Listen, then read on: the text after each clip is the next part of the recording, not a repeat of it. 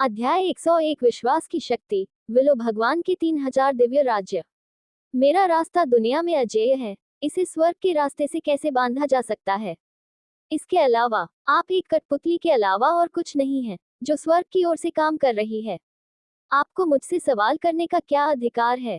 एक हाथ से लियुशेन ने अपने पीछे 10,000 फुट ऊंचे दिव्य विलो को सक्रिय करने के लिए रून्स के सही अर्थ का उपयोग करते हुए एक हाथ की मुहर बनाई, जो अनगिनत विलो शाखाओं में बदल गई, जो शून्य को चीरती हुई सभी दिशाओं से रक्त के बादलों में छिपे 6 सितारा प्राचीन देवता की ओर बढ़ी। एक ही समय पर अचानक सुनहरी विलो पत्तियां अनंत चमक से झिलमिलाती हुई विलो देवी के बगल में शून्य में दिखाई दी। एक पत्ता 3000 विश्वों को घेर सकता है, प्रत्येक पत्ता अपने आप में एक क्षेत्र है। यह विलो देवी द्वारा अपनी महान जादुई शक्ति से प्रतिबिंबित 3000 दुनियाएं हैं। यह उसकी अपनी दुनिया है। उसका दिव्य साम्राज्य इन सभी लोकों में रहता है। 3000 दिव्य साम्राज्यों और करोड़ों लोगों में उत्पन्न आस्था की शक्ति ही उसकी शक्ति का स्रोत है। यद्यपि यह मानसिक अवतार उसके 3000 दिव्य साम्राज्यों की सारी आस्था शक्ति को एकत्रित नहीं कर सकता है, फिर भी यह उसमें से कुछ उधार ले सकता है, जिससे उसे अवतार के वर्तमान स्तर से कहीं अधिक शक्ति प्राप्त करने की अनुमति मिलती है। स्वर्ग की इच्छा की अवहेलना करना मृत्यु के योग्य अपराध है। ये देखकर कि विलो भगवान ने 3000 दुनियाओं को प्रकट किया और खुद को लाभ पहुंचाने के लिए विश्वास की सारी शक्ति एकत्र की, 6 सितारा प्राचीन भगवान को अंततः संकट का एहसास हुआ। बिना किसी हिचकिचाहट के उन्होंने निर्णायक कार्रवाई की। अगले सेकंड अचानक अनगिनत लाल धागे बादलों से निकले और बिजली की गति से लियुशेन के शरीर के चारों ओर कसकर लिपट गए।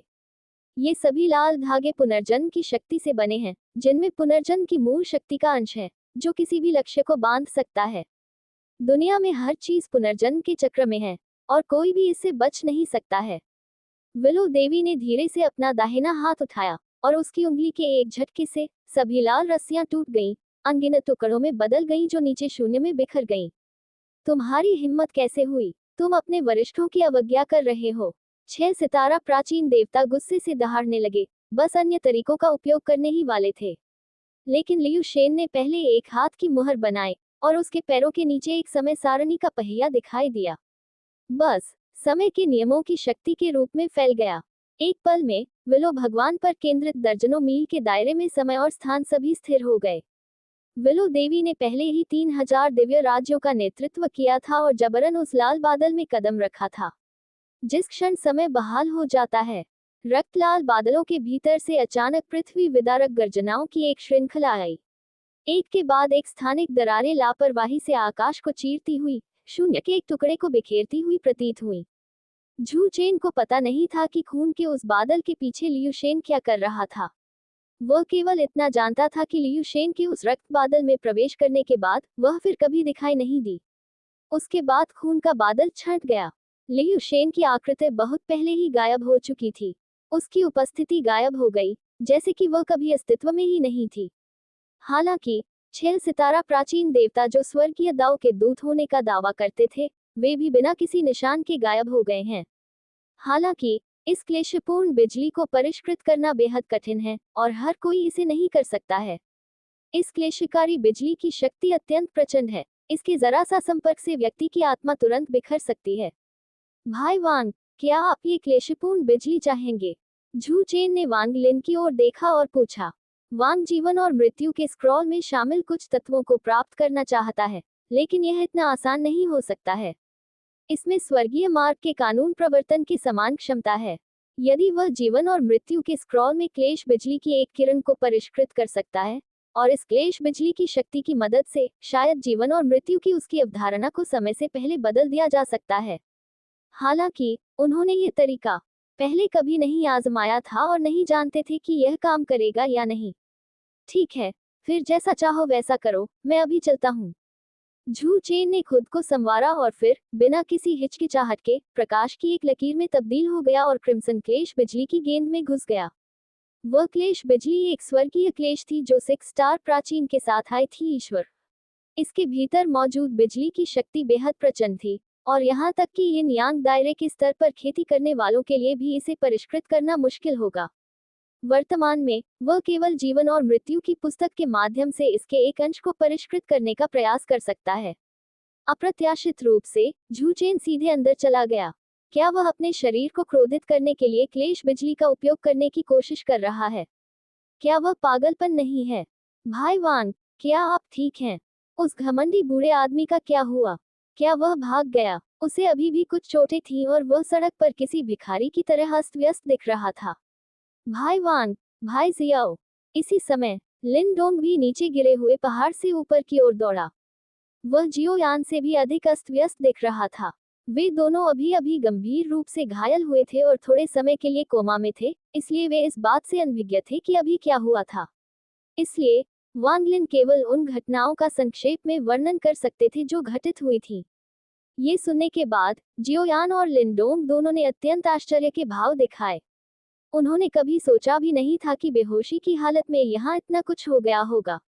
ऐसा लगता है कि भाई छू इस कष्ट का उपयोग अपने शरीर को संयमित करने और अपने शारीरिक स्वरूप को परिष्कृत करने के लिए करना चाहते हैं। मैं इससे परिचित हूँ और मैं ये भी कर सकता हूँ। जैसे ही जियोयान ने आकाश में लाल रंग की बिजली की चमक को देखा, जो हिंसक ऊर्जा से भरी हुई थी, उसकी आंखों में रोशनी की चमक चमक उठी। जब वह पिछली बार बैटल थ्रू द हेवेंस उपन्यास पढ़ रहे थे, तो उन्होंने एक दृश्य देखा जहां स्वयं अपने भौतिक शरीर को संयमित करने के लिए गड़गड़ाहट की शक्ति का उपयोग करते थे, और उपन्यास में स्वयं भी अपनी कठपुतलियों को मजबूत करने के लिए बार बार गड़गड़ाहट की शक्ति का उपयोग करते प्रतीत होते थे। ये सोचते हुए जियोयान ने तुरंत अपने पूरे शरीर को उस अजीब आग से ढक लिया और उसे एक अजीब आग ढाल में बदल दिया। फिर एक चमक के साथ वह बिना किसी हिचकिचाहट के आकाश में चमकती लाल रंग की बिजली की ओर दौड़ पड़ा। हालांकि जैसे ही वह क्लेश बिजली के गोले के पास पहुंचा, अजीब आग का सुरक्षा कवच जो उसने अपने शरीर के चारों ओर जमा कर रखा था, क्लेश बिजली के गोले के भीतर उमड़ती बिजली की शक्ति से लगभग तुरंत टूट गया था। जियोयान की अभिव्यक्ति में भारी बदलाव आया और उसने जल्दी से अपने लिए एक और अजीब अग्नि ढाल पहन ली, लेकिन परिणाम अभी भी वही था। उसकी बेशकीमती अजीब आग इस कष्टकारी बिजली के सामने आश्चर्यजनक रूप से नाजुक और कमजोर थी, छूने लायक भी नहीं थी। ये कैसे हो सकता है? जियोयान पूरी तरह से स्तब्ध था। ये लाल रंग की बिजली वास्तव में क्या है? इतनी प्रचंड बिजली कैसे हो सकती है? बूम! जैसे ही जियोयान सोच रहा था, बिजली का एक और झटका जो खून की बिजली से निकला, अचानक नीचे गिर गया, जिससे वह तुरंत जमीन पर गिर गया। लिन डोंग मूल रूप से जियोयान की तरह अपने शरीर को संयमित करने के लिए ब्लड लाइटनिंग का उपयोग करना चाहता था। हालांकि जियोयान की वर्तमान दयनीय स्थिति को देखकर वह तुरंत अपनी जगह पर रुक गया। हे भगवान, ये खूनी बिजली भयानक है। यहाँ तक कि भाई जियो एक अजीब आग से सुरक्षित होने के बावजूद उसे इसके करीब जाने का भी अधिकार नहीं है। भाई झू अंदर घुसने में कैसे कामयाब हुआ? अध्याय 102 झू चेन गायब है। ये स्वर्गीय क्लेश बिजली ऐसी चीज नहीं है जिसे कोई भी परिष्कृत कर सकता है। यदि आप दोनों के पास क्लेश बिजली को नियंत्रित करने का कोई तरीका नहीं है, तो इसे न छूना ही सबसे अच्छा है। सावधान रहें कि जले नहीं। वांग लिन ने जियोयान और लिनडोंग को सलाह के कुछ शब्द दिए, फिर तुरंत जीवन और मृत्यु के स्क्रॉल को बुलाया, बिजली के बोल्ट के लिए उड़ान भरी और बिजली के बोल्ट को परिष्कृत करने के लिए जीवन और मृत्यु के पुनर्जन्म की शक्ति का उपयोग करना शुरू कर दिया। स्वर्गीय दाव मैसेंजर और स्वर्गीय दाव क्लेश सहजीवी हैं। अब जब स्वर्गीय दाव दूत नष्ट हो गया है, तो क्लेश अधिक समय तक नहीं रहेगा, इसलिए उसे जल्दी करना होगा और इसे परिष्कृत करना होगा। जियोयान इस अवसर को चूकना नहीं चाहता था, इसलिए उसने कुछ और बार कोशिश की, लेकिन नतीजा वही रहा। अपनी वर्तमान ताकत के साथ वह इस स्वर्गीय क्लेश बिजली को परिष्कृत नहीं कर सकता। पुराने मेडिसिन मास्टर की मदद से भी यह काम नहीं करेगा। इसके विपरीत लिन डोंग ने देखा कि वांग लिन के लिए क्लेश की बिजली को पिघलाने के लिए अपने जीवन और मृत्यु स्क्रॉल को एक माध्यम के रूप में उपयोग करना संभव लग रहा था, इसलिए उसे एक विचार आया और उसने अपना खुद का पैतृक पत्थर निकाल लिया। फिर पैतृक पत्थर की शक्ति का उपयोग करके पैतृक पत्थर को गुस्सा दिलाने के लिए क्लेश बिजली का आह्वान किया गया। उनका पैतृक पत्थर मूल रूप से एक सर्वोच्च खजाना था, जो राक्षसी ऊर्जा को बुझाने में सक्षम था। क्लेश बिजली ने स्वाभाविक रूप से यिन और दुष्ट राक्षसी बाधाओं को नियंत्रित किया।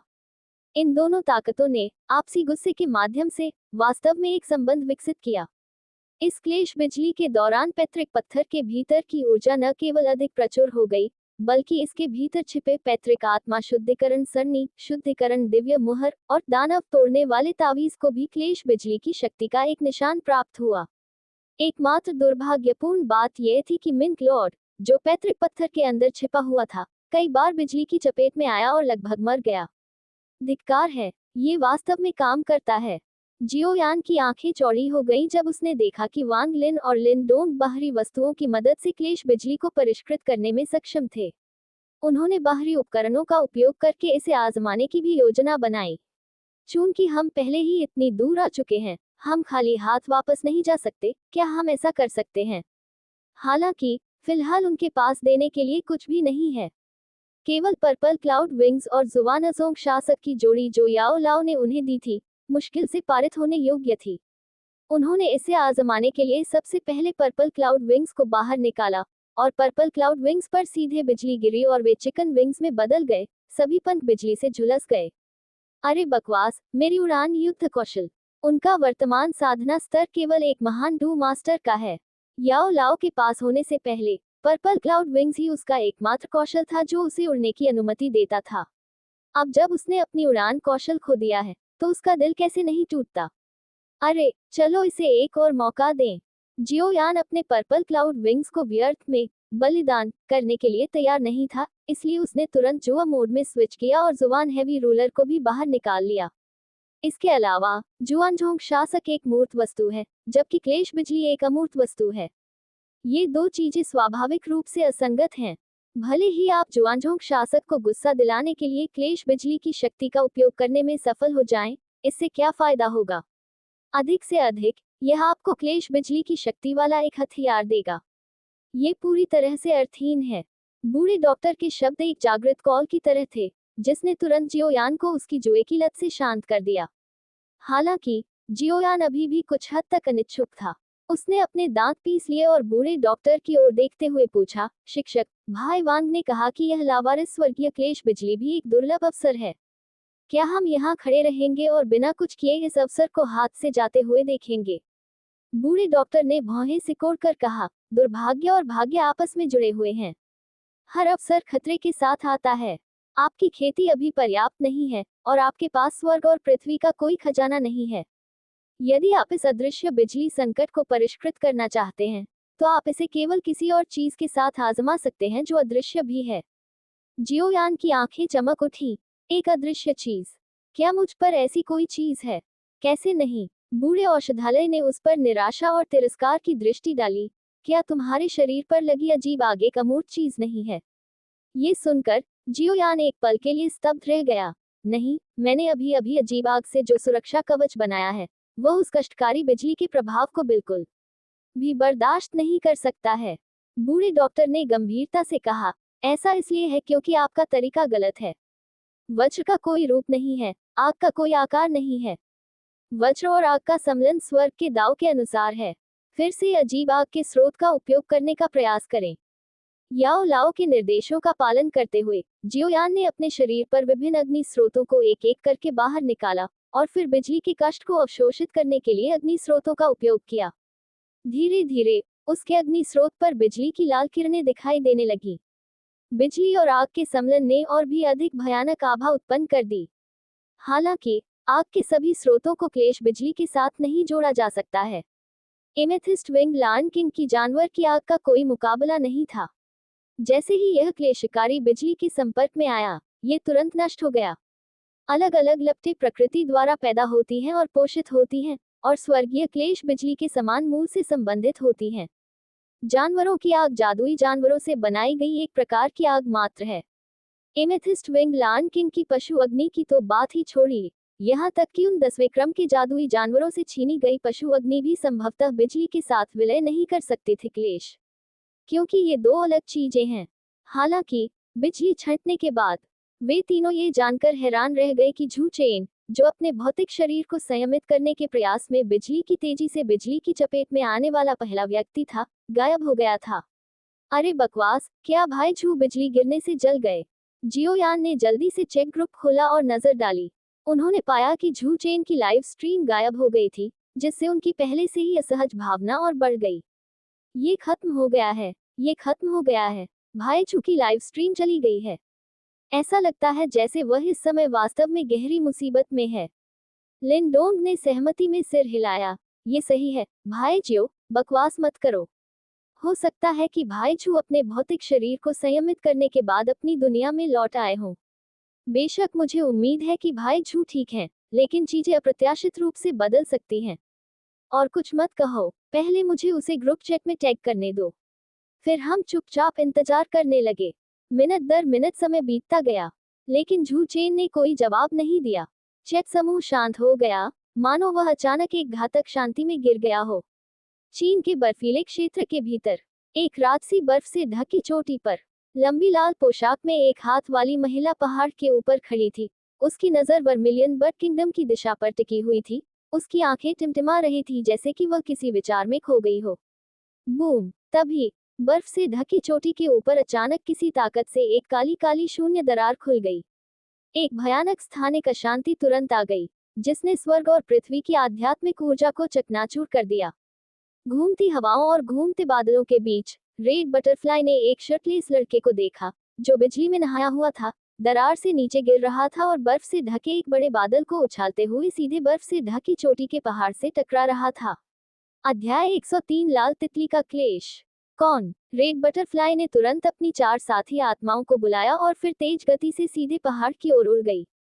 हालांकि जब वह पहाड़ी पर पहुंची, तो उसने एक शर्टलेस लड़के को वहां आंखें बंद करके बैठे देखा। लड़के का शरीर लाल बिजली की घनी परत से ढका हुआ था। उसके शरीर से बिजली की शक्ति के भयानक छल्ले निकल रहे थे। जहां जहां बिजली गिरी, वहां जमा सारी बर्फ और बर्फ बिखर गई। रेड बटरफ्लाई ने देखा कि लड़के में उसके बारे में एक विशेष आभा थी। आभा ने न केवल आसपास की बर्फ को टुकड़े टुकड़े कर दिया, बल्कि आसमान से गिरने वाले बर्फ के टुकड़े भी जब दूसरी तरफ करीब आए तो बिजली के एक अदृश्य चाप से नष्ट हो गए। तुम कौन हो? तुम मेरे बर्फीले साम्राज्य में क्यों अतिक्रमण कर रहे हो? रेड बटरफ्लाई ने गंभीर भाव से पूछा। उसका लहजा सतर्कता से भरा था। झू चेन ने अपनी आंखें खोली। उसकी नजर उसके सामने लाल पोशाक में महिला पर पड़ी और पूछा, ये कहाँ है? द स्ट्रोई किंगडम, रेड बटरफ्लाई ने सावधानी से जवाब दिया, एक हाथ उसकी पीठ के पीछे। बर्फीली भूमि। झू चेन की निगाहें थोड़ी तेज हो गईं। वह क्लेशपूर्ण बिजली के दौरान अपने भौतिक शरीर को संयमित कर ही रहा था कि बिजली अचानक अस्थिर हो गई, मानो वह किसी भी क्षण नष्ट हो सकती है। क्लेश बिजली को संरक्षित करने और अपने भौतिक शरीर को संयमित करने के लिए उसने तुरंत प्राचीन ईश्वर तकनीक को सक्रिय कर दिया और क्लेश बिजली को सीधे भस्म करने के लिए अपने स्वयं के भौतिक शरीर को नींव के रूप में उपयोग करने का इरादा किया। अप्रत्याशित रूप से, जैसे ही वह कार्रवाई करने वाला था, एक दुर्घटना घटी। ऐसा लग रहा था कि बिजली का बोल्ट अचानक से संवेदनशील हो गया है, एक स्थानिक दरार को फाड़कर अंदर भाग गया है। क्लेशपूर्ण बिजली को निगलने के बाद वह भी स्थानिक दरार से बाहर गिर गया और इस बर्फीले देश में उतर गया। झू चेन को पता था कि उसे जल्द से जल्द इस संकटपूर्ण बिजली से निपटना होगा, अन्यथा ये किसी भी क्षण उग्र हो सकता है। इसलिए उसने बस इसे वही परिष्कृत करना शुरू कर दिया। वह बस अपने शरीर के भीतर क्लेश की बिजली को जल्द से जल्द परिष्कृत करना चाहता था, इससे पहले कि यह पूरी तरह से नियंत्रण से बाहर हो जाए। हालांकि झू चेन के लिए इस प्रकार की निगरानी एक धर्म रक्षक से अलग नहीं थी। उदाहरण के लिए, पास के स्नो रीजन किंगडम के कुछ कृषकों ने हंगामा देखा था और आकर जांच करना चाहते थे, लेकिन होंगडाई ने उन सभी को रोक दिया। रेड बटरफ्लाई के कार्यों ने अनजाने में जियांग चेन के लिए एक अच्छा खेती का माहौल तैयार कर दिया। रेड बटरफ्लाई के लिए धन्यवाद। झू चेन आखिरकार इसे परिष्कृत करने में कामयाब रही। इन 3 घंटों के भीतर उसके शरीर में क्लेश बिजली की तरह चमकने लगा। इसके अलावा इसने उसे स्वर्गीय क्लेश में निहित गड़गड़ाहट कानून के निशान को समझने की अनुमति दी। अन्य लाभों का उल्लेख अभी नहीं किया जाएगा। सुवानी खजाना तकनीक, जो थंडर के कानून पर आधारित थी, स्वर्गीय क्लेश थंडर की मौलिक शक्ति के इस निशान के प्रभाव के तहत एक आश्चर्यजनक परिवर्तन आया। जब उन्होंने सुवनी खजाना तकनीक का उपयोग किया, तो जिस सुवनी थंडर जानवर को उन्होंने तकनीक के साथ प्रकट किया वह अब नीला गड़गड़ाहट वाला जानवर नहीं था। इसके बजाय यह एक लाल रंग के गड़गड़ाते हुए जानवर में बदल गया। इसका आंतरिक भाग अब और भी अधिक भयानक गड़गड़ाहट कानून से ढका हुआ है। जादुई तकनीक की शक्ति को बहुत बढ़ा दिया गया है। बूम! अचानक हिमदेश के ऊपर आकाश में बादलों का एक विशाल भंवर दिखाई दिया। बादल के भंवर के भीतर एक सौम्य और परिष्कृत युवक शून्य से बाहर निकला और बर्फीले देश के ऊपर पहुंच गया। कियान फैंग स्नो रीजन किंगडम के ऊपर खड़ा था। उसकी आवाज गड़गड़ाहट की तरह तेज थी, जिसने पूरे राज्य के सभी कृषकों को चौंका दिया। जल्द ही अनगिनत कृषक अपनी अपनी गुफाओं से निकले और स्नो रीजन किंगडम के ऊपर आसमान में पहुंचे। हाँ, होंगी को बाहर बुलाओ और उसे मेरे साथ वर्मिलियन बर्ड किंगडम वापस आने दो। उसके और वांग लिन के बीच चीजें बदल गई हैं और हमें पहले से तैयारी करनी होगी। लाल तितली के सार को अवशोषित करने के बाद उसे अपनी कनिष्ठ बहन लियू मेई के सार को अवशोषित करने का एक तरीका खोजना होगा। उस समय उसका साधना स्तर निश्चित रूप से नाटकीय रूप से बढ़ जाएगा। मोज़ेट के अनुरोध के अनुसार दूसरा पक्ष कुछ समय के बाद वर्मिलियन बर्ड मकबरे को खोलेगा। उस समय वर्मिलियन बर्ड स्टार पर सभी nascent soul cultivator star cultivation crystals में प्रवेश और खोज करने में सक्षम होंगे। जो कोई भी स्टार क्रिस्टल प्राप्त करेगा वह अगला वर्मिलियन बर्ड चाइल्ड बन जाएगा। उनका वर्तमान साधना स्तर नवजात आत्मा परिवर्तन क्षेत्र के मध्य चरण में है।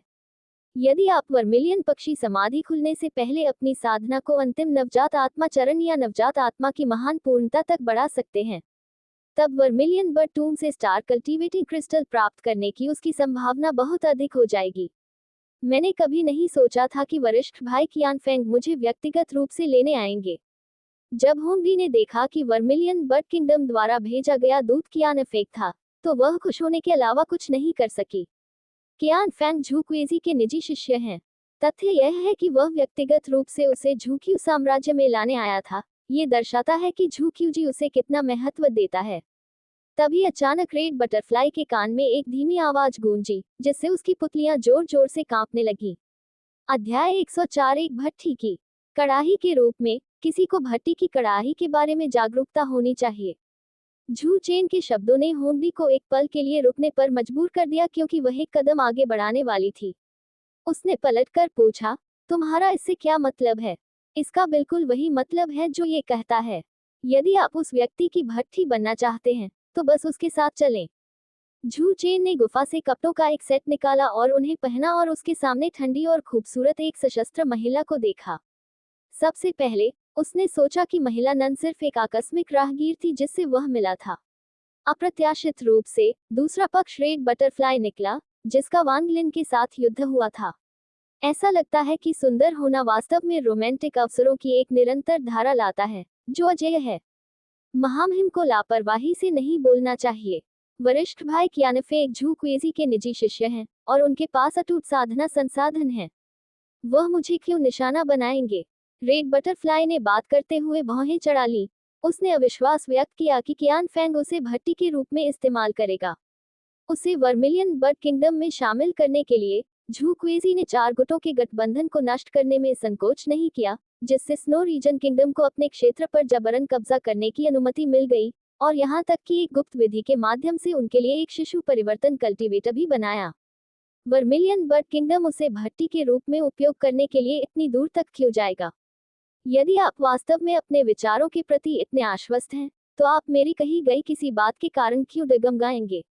जैसे ही झू चेन ने लापरवाही से बात की, उसने 2 उंगलियां बढ़ाईं और अपनी चेतना के समुद्र से दिव्य चेतना की किरण को बाहर निकाला। फिर लाल बिजली में लिपटी एक छोटी तलवार धीरे धीरे उसकी उंगलियों पर संघनित। ये छोटी तलवार एक आत्मा तलवार थी जिसे उसने अनजाने में मार्शल सोल कल्टीवेशन विधि का उपयोग करके संघनित किया था जब वह अपने शरीर को स्वर्गीय क्लेश से पीड़ित कर रहा था। इस तलवार का मूल परम चेतना की छड़ी है जो मूल रूप से उसकी चेतना के समुद्र की गहराई में सील थी।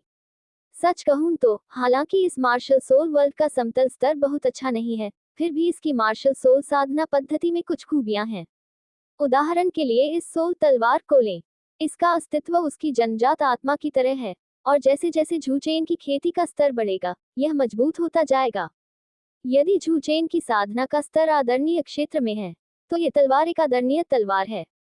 लेकिन अगर झूचेन मानव क्षेत्र को तोड़कर सच्चे अमर क्षेत्र में कदम रख सके, तब ये तलवार भी अत्यधिक ऊर्ध्वपातन से होकर अमर शक्ति वाले एक दिव्य हथियार में परिवर्तित हो जाएगी। बिल्कुल, यदि झूचेन एक दिन राजा को हराने और सम्राट बनने में सक्षम है, तो ये तलवार अंततः शाही तलवार बन जाएगी। कुछ मायनों में इस जन्मजात आत्मा तलवार की क्षमता एक सच्ची सर्वोच्च कलाकृति से आगे निकल गई है। रेड बटरफ्लाई ने झूचेन पर नजर डाली, जो सोल तलवार के साथ खेल रही थी, और उसकी लाल आंखें हल्की सी चमक उठी। शुष्क हवा के अचानक आगमन के बारे में उसे पहले से ही संदेह था, और उसने अभी जो कारण बताया वह मुख्य रूप से खुद को आराम देना था। लेकिन अब झू चेन की याद सुनकर उसे और भी दृढ़ता से महसूस हुआ कि कियान फैंग का उनके स्नो रीजन किंगडम में आने का एक और उद्देश्य था। हालांकि इस बार वर्मिलियन बर्ड किंगडम न केवल उसे पहले से सूचित करने में विफल रहा, बल्कि उसे लेने के लिए कियान फैंग को व्यक्तिगत रूप से भेजा, और वे जल्दी में लग रहे थे। झू चेन मूल रूप से स्नो रीजन किंगडम के मामलों में शामिल नहीं होना चाहता था, लेकिन जब उसने सोचा कि लाल तितली को भविष्य में उस पाखंडी कियान फैंग द्वारा भट्टी के रूप में इस्तेमाल किया जा सकता है, और यहाँ तक कि समय समय पर घुटने टेकने और अपनी उंगलियों को चाटना होगा, तो उसे अचानक थोड़ा असहज महसूस हुआ। कियान फैंग की नजर होंगडाई पर पड़ी। लालच का एक संकेत अनजाने में उसकी आंखों में चमक गया। उन्होंने मुस्कुराते हुए कहा, जूनियर सिस्टर होंगडाई, कृपया इतने विनम्र मत बनो। मैं तुम्हें कुछ बताने आया हूँ। वांगलिन के साथ आपका द्वंद्व अंतिम समय में बदल दिया गया है। मेरे गुरु ने मुझे तुम्हें पहले वर्मिलियन बर्ड किंगडम में आमंत्रित करने के लिए भेजा है। रेड बटरफ्लाई पहले से ही अपने दिल से सभी भावनाओं और इच्छाओं को अलग करके भावनाओं से अलगाव की स्थिति पैदा करती है। हालांकि कियानफेक की आंखों से बहने वाली इच्छा जल्दी ही दबा दी गई थी, फिर भी वह इसे महसूस कर सकती थी। रेड बटरफ्लाई बोली, उसका रवैया अभी भी बेहद सम्मानजनक है। ये कियानफेक नवजात आत्मा क्षेत्र के मध्य चरण में एक कृषक है। वह अकेले ही उनके स्नोफील्ड साम्राज्य को नष्ट कर सकता था। वह संभवतः उसके सामने उसकी इच्छाओं की अवहेलना नहीं कर सकती थी। अब कार्रवाई का सबसे अच्छा तरीका यह है कि पहले स्थिति को स्थिर किया जाए और फिर दूसरे समाधान के बारे में सोचा जाए। नहीं, मालिक ने तुम्हें आज मेरे साथ चलने का आदेश दिया है। ये देखकर कि होम भी समय के लिए रुकना चाहता था, कियानफिक के चेहरे पर तुरंत अधीरता दिखाई दी। वह एकमात्र भट्टी पर कई दिन कैसे बर्बाद कर सकता है। एक योग्य भट्टी कड़ाही होने की जागरूकता होनी चाहिए। यदि लाल तितली उसकी बात नहीं मानती है, तो उसके पास उसे मानने के लिए कई तरीके हैं। रेड बटरफ्लाई, दूत आपको वर्मिलियन बर्ड किंगडम तक ले जाने के लिए व्यक्तिगत रूप से आया है। आप एक जादुई कलाकृति के लिए कैसे मना कर सकते हैं? जल्दी करें और दूत को धन्यवाद दें। कियान फैंग की नाराजगी देखकर ली युवान फैंग ने तुरंत होंगडाई को व्याख्यान देना शुरू कर दिया। रेड बटरफ्लाई ने उसे नजरअंदाज कर दिया और अवचेतन रूप से एक कदम पीछे हट गई। हालांकि उस क्षण उसे अचानक अपने ऊपर एक शक्तिशाली आभा का ताला महसूस हुआ। ये शुष्क हवा है। इस आदमी ने पहले ही उस पर खेती का निशान लगा दिया है। ये खेती का निशान वास्तविक समय के रडार की तरह लगातार उसके स्थान को ढलाईकार तक पहुंचाता है। लेकिन अगले ही पल उसके होठों पर एक भद्दी मुस्कान उभर आई। ऐसा लगता है कि आप पहले से ही जानते हैं। उस स्थिति में मैं अब और दिखावा नहीं करूंगा। आपको आज मेरे साथ आना होगा, अन्यथा मैं आपको इस बर्फीले साम्राज्य में भट्टी में परिष्कृत करने में संकोच नहीं करूंगा। ये सुनकर ली युवानफिक दंग रह गए। महामहिम, आपका क्या मतलब है? क्या होंगी वांगलिन के साथ लड़ने के लिए अपनी नियुक्ति रखने के लिए वर्मिलियन बर्ड किंगडम नहीं जा रही थी? कियान फैंग ने उपहास करते हुए कहा, क्या मुझे आपको ये समझाने की जरूरत है कि मैं क्या करता हूँ? मैं आपके स्नो रीजन किंगडम को दो विकल्प दे रहा हूँ, या तो लाल तितली को सौंप दो, या हम तुम्हारे राज्य को नष्ट कर देंगे। अवश्य, यदि आप लाल तितली को नहीं सौंपना चाहते तो कोई बात नहीं, क्योंकि मैं इसे स्वयं ले लूंगा। इससे पहले कि वह बोलना समाप्त करता, उसका हाथ पहले से ही रेड बटरफ्लाई के खूबसूरत चेहरे को छू रहा था। उसकी आंखें उपहास से भरी थी, मानो रेड बटरफ्लाई अब उसकी सेक्स स्लेव बन गई हो। अध्याय 105। आप केवल एक तलवार के पात्र हैं। महामहिम, कियान फैंग के अपमानजनक व्यवहार को देखकर ली युवान फैंग केवल असहाय होकर अपना सिर घुमा सकते थे। हालांकि वह रेड बटरफ्लाई को इस तरह खत्म होते नहीं देखना चाहता था। स्नोफील्ड साम्राज्य के शासक के रूप में उसे पूरे स्नोफील्ड साम्राज्य के बारे में सोचना था। यदि रेड बटरफ्लाई अकेले उनके स्नोफील्ड साम्राज्य में शांति ला सकती थी, तो वह बलिदान देने को तैयार था। एक बार स्वर्ग का गौरव चला गया तो वह हमेशा के लिए चली गई। सबसे बुरी स्थिति में उनकी सदियों पुरानी उम्मीदें राख में मिल जाएंगी। जब तक स्नोलैंड साम्राज्य अभी भी मौजूद है, ये ठीक है। भले ही मैं नष्ट हो जाऊं, शरीर और आत्मा, आज मैं तुम्हें कभी सफल नहीं होने दूंगा। हालांकि जैसे ही कियानफेक की हथेली होंगली को छूने वाली थी, होंगली ने अचानक अपनी आंखें खोली, अपने पैर की उंगलियों से हल्के से हवा को छुआ और तेजी से पीछे हट गई।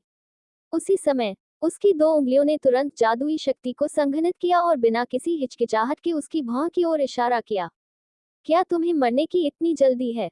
चिंता मत करो, एक बार जब मैं तुम्हारे हृदयहीन क्षेत्र पर कब्जा कर लूंगा और तुम्हारी 4 जन्मजात आत्माओं को खा जाऊंगा, तो मैं तुम्हारी इच्छा पूरी करूंगा।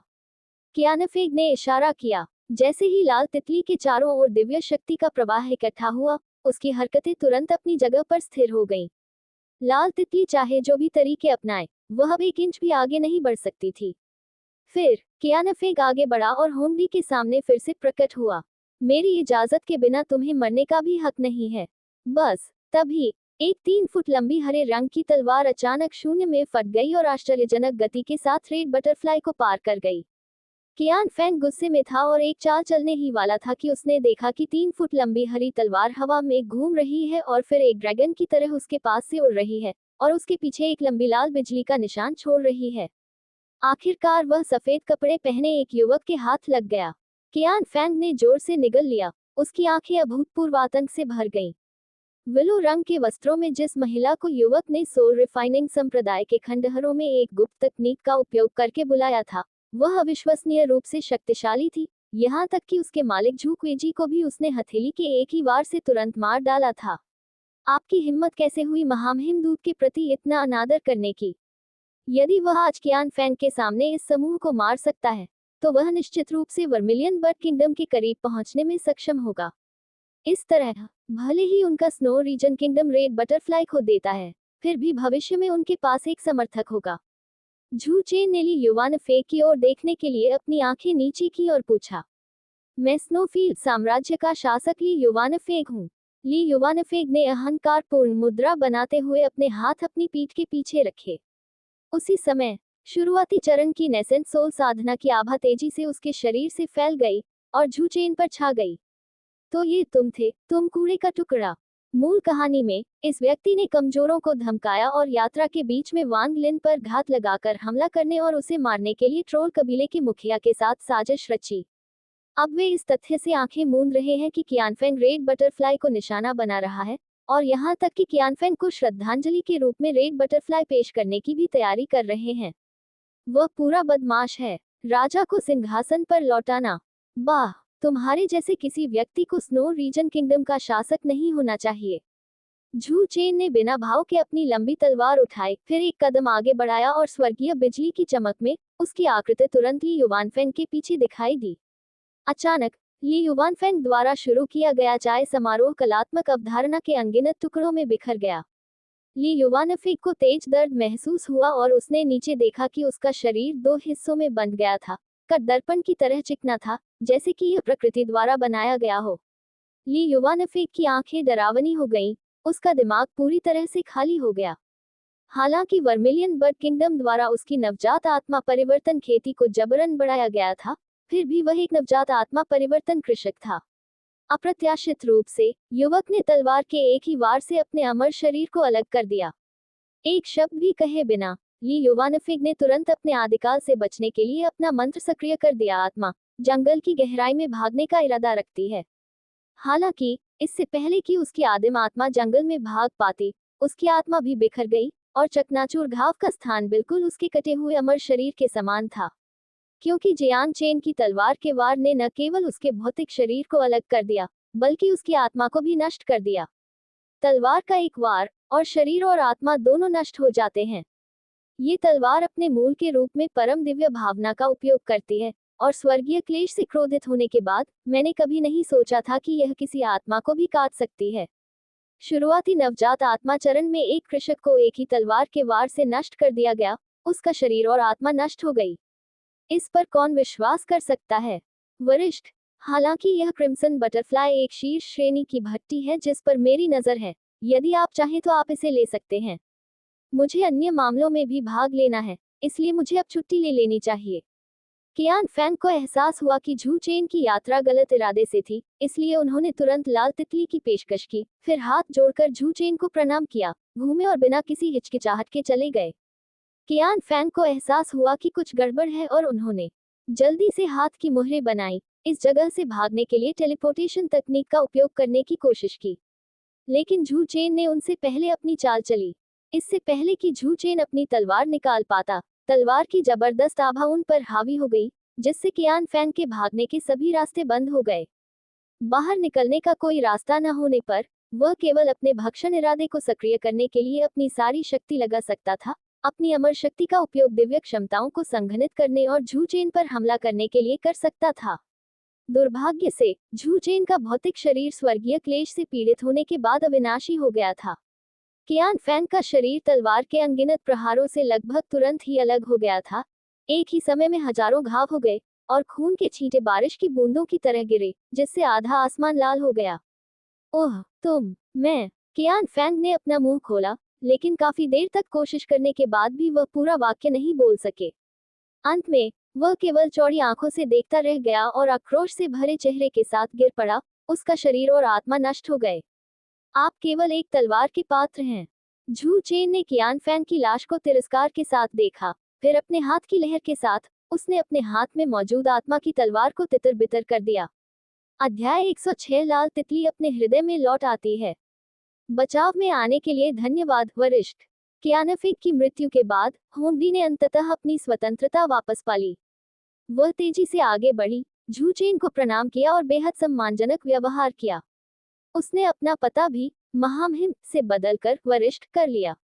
जाहिर है, झू चेन ने जो ताकत दिखाई थी, उसने एक बार गौरवान्वित इस महिला को गहराई से प्रभावित किया था, जो एक सदी पहले नेसेंट सोल स्टेज पर पहुंची थी। मैंने आपके स्नोफील्ड साम्राज्य के शासक को मार डाला, जिससे आपके स्नोफील्ड साम्राज्य को 5वें स्तर के खेती साम्राज्य में आगे बढ़ने से रोक दिया गया। क्या आप मुझसे नफरत नहीं करते? झू चेन ने होंगडाई की ओर देखा और शांति से कहा। ये सुनकर रेड बटरफ्लाई तुरंत घबरा गई और ठंडे पसीने से तर हो गई। सीनियर बहुत दयालु है। अभी ली युवानफेंग ही वह व्यक्ति था जिसने आपका अपमान किया था। आपने बिना किसी गलत काम के उसे मार डाला। होंगडी आपसे नफरत करने की हिम्मत कैसे कर सकता है? होंगडी ने तुरंत झुककर समझाया, अपने और ली युवानफेंग के बीच स्पष्ट रूप से एक रेखा खींच दी। हालांकि वह आत्मविश्वासी और गौरवान्वित है, फिर भी वह मूर्ख नहीं है। मुझसे पहले का वरिष्ठ कियान फैंग को मारने में सक्षम था, जो नवजात आत्मा परिवर्तन क्षेत्र के मध्य चरण में था, एक ही तलवार के वार से, इसलिए उसकी साधना का स्तर नवजात आत्मा परिवर्तन क्षेत्र की महान पूर्णता से ऊपर होना चाहिए। वह एक शक्तिशाली व्यक्ति भी हो सकता है जो सर्वोच्च पद की आकांक्षा रखता हो। ली युवानफेंग ने अभी अभी स्नो रीजन किंगडम के शासक के रूप में उन पर हमला किया, लेकिन दूसरे पक्ष ने केवल ली युवानफेंग को मार डाला और पूरे स्नो रीजन किंगडम पर अपना गुस्सा नहीं निकाला। ये पहले से ही सबसे बड़ा उपकार है जो स्नो रीजन किंगडम उनके लिए कर सकता है। ये देखकर कि होंगडी इतनी समझदार थी, झू चेन ने उसके लिए एक निश्चित सराहना महसूस की। ऐसा लगता है कि आप काफी चतुर हैं। उस मामले में मुझे बताएं, आप मेरी जीवन रक्षक कृपा का बदला चुकाने की क्या योजना बनाते हैं? निश्चित रूप से उसे बचाने के लिए इस वरिष्ठ के अपने मकसद थे। खैर, चूंकि कियानफेंग मर चुका है, इसलिए मैं शायद इस स्नो रीजन किंगडम में नहीं रह पाऊंगा। मैं भी इस वरिष्ठ का अनुसरण कर सकता हूं और इससे मुझे जीवित रहने का रास्ता मिल जाएगा। होंगडी के दिमाग में कई विचार तेजी से कौंधे। अंत में उसने एक गहरी दबा ली सांस ने निर्णायक रूप से एक हाथ की मुहर बनाई और अपनी 4 जन्मजात आत्माओं को बुलाया। वरिष्ठ, होंगडी के पास इन 4 जन्मजात आत्माओं के अलावा और कुछ नहीं है जो अच्छी गुणवत्ता की हैं। यदि आप उन्हें छोड़ने के इच्छुक हैं, तो इन 4 जन्मजात आत्माओं को आज किसी अन्य मालिक को हस्तांतरित किया जा सकता है। हालांकि होंगडी का एक अनुरोध है और आशा है कि आप इसे दे सकते हैं। जैसे ही वह बोली, उसने अपनी आत्मा के रक्त की एक बूंद निकालने और सीधे झू चेन को भेजने के लिए जादू किया। हालांकि इससे पहले कि उसकी आत्मा के रक्त की बूंद भी जम पाती, झू चेन ने उसे लापरवाही से वापस कर दिया। 4 जन्मजात आत्माओं में से एक, मैं तुम्हारे लिए क्या उपयोग करूंगा? इसे वापस ले लो। ये 4 जन्मजात आत्माएं उसके पास सबसे महत्वपूर्ण चीजें हैं, और ये ऐसे खजाने भी हैं जिन्हें अनगिनत लोग चाहते हैं। आश्चर्य की बात तो यह है कि इस सीनियर की नजर भी इस पर नहीं पड़ी। यदि दूसरा पक्ष 4 जन्मजात आत्माओं को भी नहीं चाहता है, तो वह क्या चाहता है? आप महिला कृषक इतनी अनजान क्यों हैं? मैंने तुम्हें बचाया, और तुम्हारी साधना जगत की सामान्य प्रथा के अनुसार, क्या तुम्हें मुझे अपने शरीर से बदला नहीं देना चाहिए? ये देखकर कि होंगडी काफी देर तक वहीं खाली खड़ी रही और अभी भी उसका मतलब नहीं समझ पाए, झू चेन केवल बेशर्मी से उसे याद दिला सकी। ये सुनकर होंगडी की अभिव्यक्ति में भारी बदलाव आया। वह जल्दी से 2 कदम पीछे हट गई और दांत पीसते हुए बोली, क्या सीनियर भी मुझे भट्टी की तरह इस्तेमाल करने का इरादा रखते हैं? झू चेन ने हंसते हुए कहा, मैं एक दुष्ट किसान नहीं हूँ, मुझे खेती के बर्तन से क्या फायदा। जब मैंने कहा कि मैं तुम्हें अपने शरीर से चुकाऊंगा, तो मेरा मतलब था कि मैं चाहता था कि तुम मेरे दाववादी साथी बनो। बेशक, अगर तुम अनिच्छुक हो, तो तुम सिर्फ दिखावा कर सकते हो कि मैंने कुछ नहीं कहा। वैसे भी, मुझे किसी अन्य दाववादी साथी की जरूरत नहीं है। इससे उसे वास्तव में बहुत खुशी महसूस हुई। चूंकि सीनियर का यही इरादा है, होंगी सीनियर का दाववादी भागीदार बनने को इच्छुक है। होंगी जो प्रारंभिक अनुरोध करना चाहता था, वह ये था कि वह उसे एक उपपत्नी या नौकर के रूप में स्वीकार करे। हमें बस उसे वर्मिलियन बर्ड स्टार से दूर ले जाना है, क्योंकि उसकी नज़र में कियानफिक जुकेजी का निजी शिष्य था, और जुक्वेजी को पता होगा कि वह उसे अपनी भट्टी की कड़ाही बनने के लिए मजबूर करने आया था। अब जबकि कियानफेक मर चुका है, जुकेजी निश्चित रूप से इसे बख्शा नहीं जाने देगा। अगर वह जीवित रहना चाहती है तो उसके पास केवल दो रास्ते हैं। हालांकि, किसी और की भट्टी बनने की तुलना में, ये निस्संदेह एक बेहतर विकल्प है। इसके अलावा, उसके सामने वाला सीनियर, जो एक युवक की तरह दिखता था, काफी सुंदर था। अगर वह उसकी रखेल भी बन जाए तो भी उसे कोई नुकसान नहीं होगा। होंगी ने झू चेन के चेहरे पर झिझक देखी और सोचा कि उसे लगा कि वह बहुत जल्दी सहमत हो गई और वह एक नेक महिला नहीं थी। इसलिए उसने तुरंत अपना दाहिना हाथ उठाया, जिससे उसकी कलाई पर कौमार्य का निशान दिखाई देने लगा। वैसे भी, वह एक आदमी है और इस मामले में उसका कोई नुकसान नहीं है। उसने लाल तितली पर नजर डाली जिसका चेहरा थोड़ा लाल हो गया था, फिर तुरंत उसे बर्फ से ढकी चोटी पर ले गया जहां वे गए थे, जहां उन्होंने एक गुफा बनाई और अंदर चले गए। झू चेन ने तुरंत उसके प्रश्न का उत्तर नहीं दिया। इसके बजाय उसने अपना हाथ उठाया और परत दर परत गुफा आवास की रक्षा के लिए कई सन्नी झंडे बुलाए। फिर वह होंडाई की ओर मुड़ा और बिना किसी हिचकिचाहट के कहा, अब जब हम दाववादी भागीदार बन गए हैं, तो हम स्वाभाविक रूप से अपने रिश्ते की पुष्टि करने के लिए यहाँ आए हैं। क्या आपको इसका पछतावा है? वह किसी पर दबाव नहीं डालेगा, लेकिन वह उस तरह का मूर्ख, प्यार में पागल आदमी भी नहीं है। ये लाल तितली आकार और रूप दोनों में असाधारण रूप से सुंदर है। अब जबकि दूसरा पक्ष उसका दाववादी भागीदार बनने के लिए सहमत हो गया है, यदि वह कुछ नहीं करता है, तो क्या वह मूर्ख नहीं होगा? केवल एक मूर्ख ही कोई कार्रवाई करने के डर से अपनी महिला को बहुत देर तक लटकाए रखेगा। एक असली आदमी को कभी भी, कहीं भी, हर अवसर का लाभ उठाते हुए पहल करना सीखना चाहिए। शादी से पहले ऐसा न कर पाने या सगाई के बाद 3 नियमों पर सहमत न हो पाने के बारे में क्या बकवास है? ये सब बकवास है। आप जो खाते हैं वह सर्वोत्तम है। झू चेन ने होंडाई को सीधे रोका, फिर अपना हाथ उठाया और लहराया, तुरंत उसके शरीर से कवच हटा दिया। रेड बटरफ्लाई की पुतलियां सिकुड़ गईं। क्या वर्मिलियन पक्षी मर गया है? ये कैसे संभव है? लेकिन वरिष्ठ, ओह, इससे पहले कि होंगी अपनी बात खत्म कर पाती, वह गूंगी हो गई, अपनी जगह पर जम गई, उसकी भौहें सिकुड़ गईं। उसी समय, झू चेन को एक लंबे समय से प्रतीक्षित सिस्टम अधिसूचना भी प्राप्त हुई। अध्याय 107 आखिरकार, मुझे खाना मिल गया, कुछ अत्यधिक पौष्टिक। डिंग टिल्ड, रेड बटरफ्लाई पर एक बच्चे को छोड़ने के लिए बधाई। यिन और यांग के मिलन के माध्यम से, आपने रेड बटरफ्लाई की सारी खेती सफलतापूर्वक प्राप्त कर ली है। अधिसूचना, ज़ियान्नी की दुनिया में रेड बटरफ्लाई ने आपके साथ एक सहजीवी संबंध बनाया है। यदि वह अपनी खेती में सुधार करना जारी रखती है, तो बदले में आपको भी लाभ मिलेगा। परिचित सूचना टोन मेरे कानों में बजी। हालांकि, झू चेन पहले से ही बाग की मांद में काफी अंदर तक था और एक उन्मादी दौड़ में डूबा हुआ था, इसलिए उसे इन चीजों की कोई परवाह नहीं थी। वह संकीर्ण अंतरालों में जीवित रहने के लिए संघर्ष करते हुए आगे बढ़ता रहा। उसके सिर पर बचे खून के निशान इस बात का सबसे अच्छा सबूत थे कि वह यही था। हालांकि, ये सड़क न केवल संकरी है, बल्कि घुमावदार और एकांत भी है, जिसमें समय समय पर दिल दहला देने वाली चीखें आती रहती हैं, जिससे इस पर चलना बहुत मुश्किल हो जाता है। झू चेन को उस एकांत झरने के रास्ते से सफलतापूर्वक बच निकलने में 2.5 घंटे लग गए। रेड बटरफ्लाई भी थक चुकी थी और पसीने से लथपथ थी। झू चेन की शारीरिक ताकत बहुत मजबूत है। 4 जन्मजात आत्माओं के संरक्षण और साधना में अद्वितीय प्रतिभा के बावजूद वह यहाँ लगभग नष्ट हो गई। हालांकि होंगी को थोड़ा नुकसान हुआ, लेकिन उसने झू चेन को जो लाभ पहुंचाया वह भी बहुत बड़ा था। प्रतिद्वंद्वी की अंतिम चरण की नैसेंट सोल साधना, झू चेन में स्थानांतरित होने के बाद, वास्तव में झू चेन को मध्य चरण के शिलालेख क्षेत्र के शिखर से सीधे अंतिम चरण के शिलालेख क्षेत्र में प्रवेश करने की अनुमति देती है। ये साधना गति ईमानदारी से आध्यात्मिक ऊर्जा को अवशोषित करने की तुलना में बहुत तेज है। अरे, कोई आश्चर्य नहीं कि उन सभी ट्रांसमाइग्रेटरों को सिस्टम ने उड़ा दिया। ये पता चला कि सिस्टम के माध्यम से खेती में सुधार करना बहुत बढ़िया है। झू चेन को इस बार वास्तव में पुरस्कार मिला। पहली बार खेती में अचानक उछाल के रोमांच का अनुभव हुआ।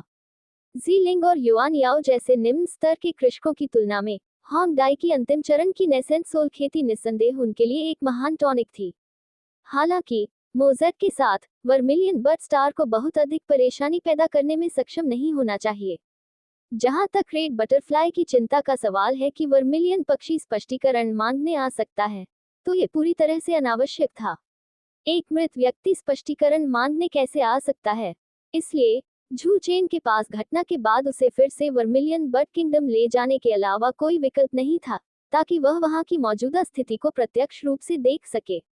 अब जबकि झूक्वेजी की मृत्यु हो गई है, झूक्वे स्टार पर सबसे बड़े लाभार्थी स्वाभाविक रूप से वे ही हैं।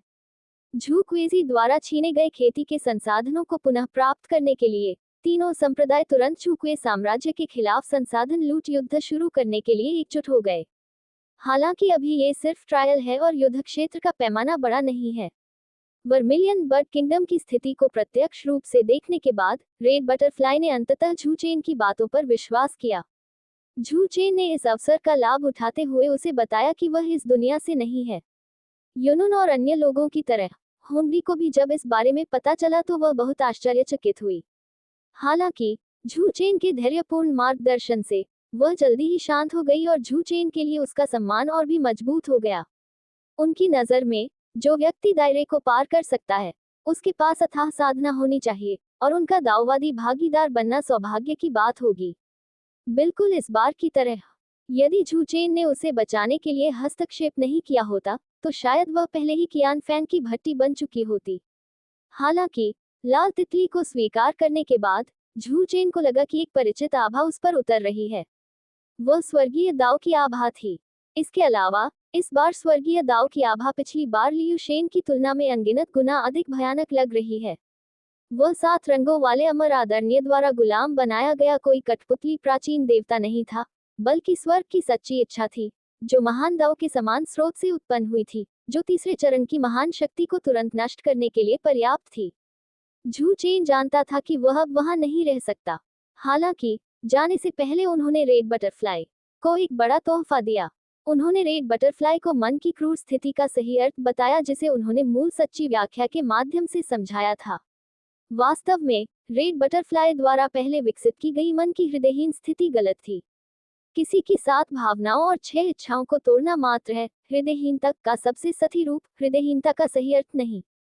निर्ममता का असली सार भावनाओं को बदलने में है, उन्हें तोड़ने में नहीं। लेकिन अगर आप भावनाओं को पूरी तरह से तोड़ देते हैं, तो आप अधूरे हो जाते हैं। निर्दयी होना हृदयहीन होना है। आप केवल तभी निर्दयी हो सकते हैं यदि आपके मन में किसी के लिए भावनाएं हैं। भावनाओं के बिना आप निर्दयी कैसे हो सकते हैं? क्रूरता का उच्चतम स्तर अपनी भावनाओं और इच्छाओं को नियंत्रित करने और उनसे प्रभावित न होने में सक्षम होना है।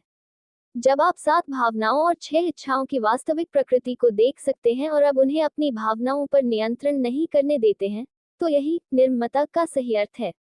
ये 2 लोगों के बहस करने जैसा है। एक व्यक्ति जमकर बहस कर रहा था और इतनी तीव्रता से गालियां दे रहा था कि उसका चेहरा लाल हो गया। हालांकि दूसरा व्यक्ति उल्लेखनीय रूप से शांत रहा। उसने दूसरे के अपमान को पूरी तरह से नजरअंदाज कर दिया और यहाँ तक कि उसकी पूरी तरह से उपेक्षा भी की। तो सवाल यह है कि इन दोनों में से कौन गाली देने में बेहतर है?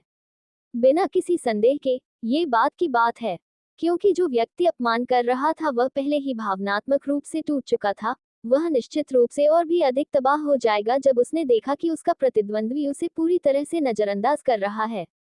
हृदयहीनता की स्थिति का सही अर्थ यही है।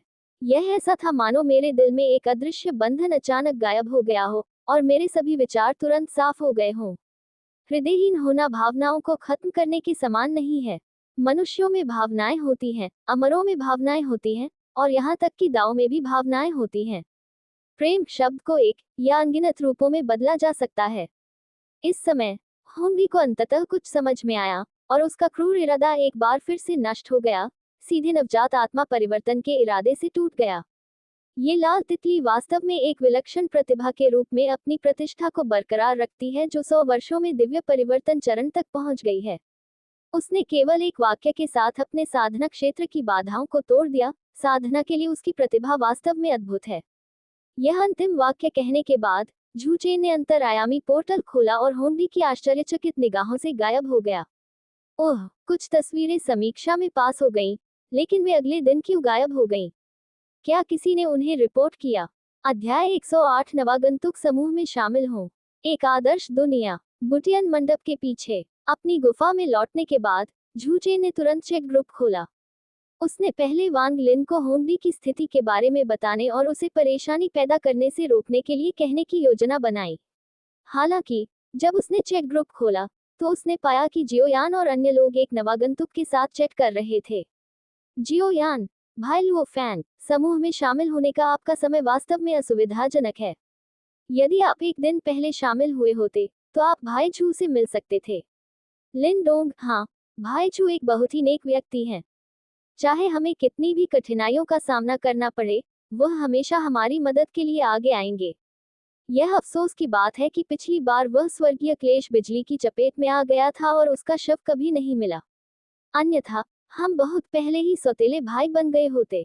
लुओ फेंग, दरअसल आपको बहुत अधिक निराशावादी होने की जरूरत नहीं है। समूह स्वामी का नाम अभी भी समूह में है, शायद वह अभी मरा नहीं है। जियोयान, मुझे भी ऐसी ही उम्मीद है, लेकिन भाई वांग ने कहा कि उन्होंने व्यक्तिगत रूप से उस दिन भाई झू को बिजली संकट में पड़ते देखा था। बाद में जब बिजली का कष्ट दूर हुआ तो वह भी गायब हो गया। उस समय हमने पूरा पीलू साम्राज्य छान मारा लेकिन उसका कोई पता नहीं चला। मेरा अनुमान है कि उसके जीवित रहने की संभावना बेहद कम है। वांग लिन, ये सब मेरी गलती है।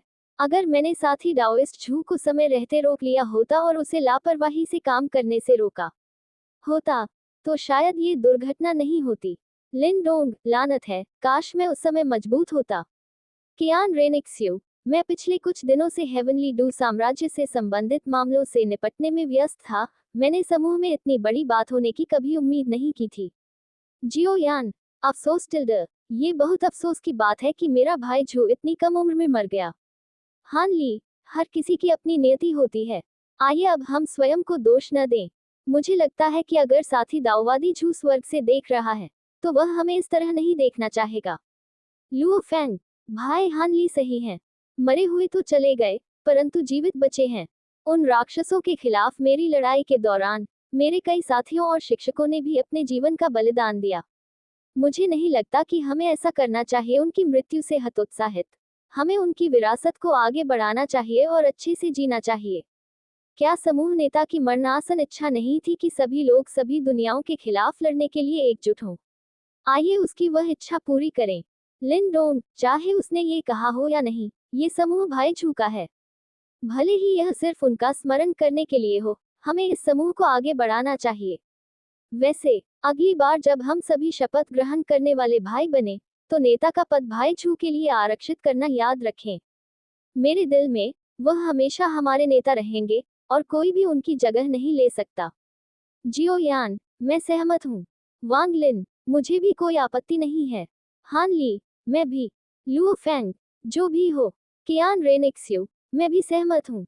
जिन विषयों पर ये लोग चर्चा कर रहे थे उन्हें पढ़ने के बाद झू चेन ने पिछले 2 दिनों के उनके चैट इतिहास को स्क्रॉल किया और अंततः पूरी स्थिति को समझा।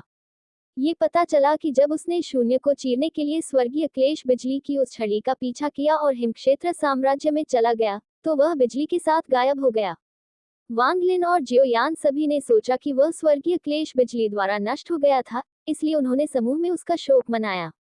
नवागंतुक लुओ फैंग के लिए झू चेन को भी चैट समूह रिकॉर्ड में उसकी जानकारी मिली। लुओ फैंग ठीक उसी समय समूह में शामिल हुए जब उन्होंने रेड बटरफ्लाई को तोड़ दिया था और उनकी खेती शिलालेख क्षेत्र के अंतिम चरण तक पहुंच गई थी। पूरा चैट समूह तुरंत शांत हो गया। फिर कोई नहीं बोला। कुछ क्षण बाद ही समूह चैट में टिप्पणियां दिखाई देने लगी और फिर वे तुरंत ही अजेय हो गईं। जियोयान, पवित्र बकवास, भाई झू, आप अभी भी जीवित हैं। लिन डोंग, क्या वह आप हैं, भाई झू? हान ली, ऐसा लगता है कि मैं सही था। साथ ही दाओवादी झू एक भाग्यशाली व्यक्ति है और इतनी आसानी से नष्ट नहीं होगा। वांग लिन, अविश्वसनीय, आप वास्तव में उस स्वर्गीय क्लेश बिजली से बच गए। लेकिन हमने आपको उस दिन क्यों नहीं देखा? क्या क्लेश खत्म होते ही आप अपनी ही दुनिया में एकांत में चले गए? कियान रेनिक्स्यू, ये बहुत अच्छा है। ग्रुप मालिक, ठीक है, ये सचमुच एक जबरदस्त आशीर्वाद है। लुओ फेंग, मुझे ये पता था। समूह स्वामी का नाम अभी भी चेक समूह में है, वह अभी भी जीवित होना चाहिए। उस पल हर कोई बेहद उत्साहित नजर आ रहा था, विशेषकर जियो यान, लिन डोंग और वांग लिन, क्योंकि वे सभी उस समय सोल रिफाइनिंग संप्रदाय के खंडहरों में थे। उन्होंने झू चेन को बिजली के संकट के साथ गायब होते देखा। झू चेन, एक साधारण बिजली का बोल्ट मुझे नुकसान नहीं पहुंचा सकता। झू चेन ने पहले समूह चैट में दिखावा किया, फिर विषय बदल दिया और लाल तितली के बारे में वांग लिन से बात करने का अवसर लिया। उन्होंने रेड बटरफ्लाई के साथ अपने रिश्ते को नहीं छुपाया। वांग लिन की क्षमताओं को देखते हुए दूसरे पक्ष को देर सबेर इसके बारे में पता चल जाएगा। जैसा कि पुरानी कहावत है, दोस्त बनाने के लिए ईमानदारी हमेशा सबसे अच्छा तरीका है। इसके अलावा इस समूह के सभी लोग भरोसेमंद हैं, यहाँ तक कि नवागंतुक लुओ फैंग भी उनमें से एक थे। हालांकि झू चेन ने स्वेलोइड स्टार उपन्यास नहीं पढ़ा था, लेकिन उन्होंने एनिमे श्रृंखला का अनुसरण किया था। जहां तक वह जानता था, लुओ फैंग भी एक बहुत वफादार और धार्मिक व्यक्ति था, और एक ऐसा व्यक्ति था जो द्वेष रखता था। वे अपने शत्रुओं के प्रति निर्दयी होते हैं और कभी दया नहीं दिखाते। हालांकि वह अपने दोस्तों के प्रति भी काफी अच्छा है, और वह जो मदद कर सकता है उसमें कभी कंजूसी नहीं करेगा, भले ही दूसरा व्यक्ति वह व्यक्ति हो जिसे आप मलिन बस्तियों से जानते हो।